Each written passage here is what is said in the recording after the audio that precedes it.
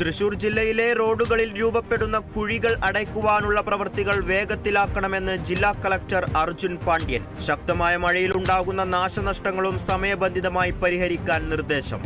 തീരുമാനം റോഡ് നിർമ്മാണ പുരോഗതി സംബന്ധിച്ച അവലോകന യോഗത്തിൽ. പൈതൃക കോളേജ് പദ്ധതിയുടെ ഭാഗമായി തൃശൂർ ശ്രീ കേരളവർമ്മ കോളേജിന്റെ വികസന പ്രവർത്തനങ്ങൾ മന്ത്രി ഡോക്ടർ ആർ ബിന്ദു വിലയിരുത്തി. കോളേജിലെ PG ബ്ലോക്ക് നിർമ്മാണം പുരോഗമിക്കുന്നു. അടുത്ത ഘട്ട വികസന പ്രവർത്തനങ്ങൾക്ക് ആവശ്യമായ കാര്യങ്ങൾ പരിശോധിക്കാമെന്നും മന്ത്രി.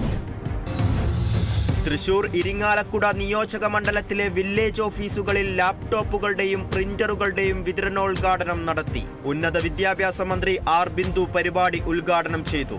ലാപ്ടോപ്പുകളും പ്രിന്ററുകളും വാങ്ങിയത് 2023-24 വർഷത്തെ പ്രത്യേക വികസന നിധിയിൽ നിന്നും 20 ലക്ഷം രൂപ വിനിയോഗിച്ച്.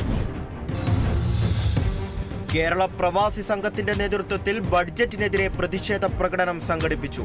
പ്രതിഷേധ പ്രകടനം എറണാകുളം ജില്ലാ ട്രഷറർ VR അനിൽകുമാർ ഉദ്ഘാടനം ചെയ്തു. വിവിധ ആവശ്യങ്ങൾ ഉന്നയിച്ച് പൊതുറാലിയും സംഘടിപ്പിച്ചു. തൃശൂർ ഒല്ലൂർ നിയോജക മണ്ഡലത്തിൽ വന്യജീവി ആക്രമണവുമായി ബന്ധപ്പെട്ട് ഉന്നതതല യോഗം ചേർന്നു. റവന്യൂ വകുപ്പ് മന്ത്രി K രാജന്റെ അധ്യക്ഷതയിൽ ചേർന്ന യോഗത്തിൽ സൗരോർജ്ജ ഫെൻസിംഗ് പ്രവർത്തനക്ഷമമാക്കാൻ തീരുമാനമായി. 3 മാസത്തിനകം മൃഗങ്ങൾ കേടുവരുത്തിയ ആംഗിളുകളുടെ മെയിന്റനൻസ് ജോലികൾ പൂർത്തിയാക്കുവാനും തീരുമാനം. തൃശൂർ കൊടുമുള്ളിക്കാവ് വേട്ടേക്കര ക്ഷേത്രത്തിൽ രാമായണ മാസാചരണത്തോടനുബന്ധിച്ച് അഷ്ടദ്രവ്യ ഗണപതി ഹോമവും ഔഷധക്കഞ്ഞി വിതരണവും നടത്തി. ക്ഷേത്രം മേൽശാന്തി കീഴോത്ത് രമേശ് ഗണപതി ഹോമത്തിന് നേതൃത്വം നൽകി.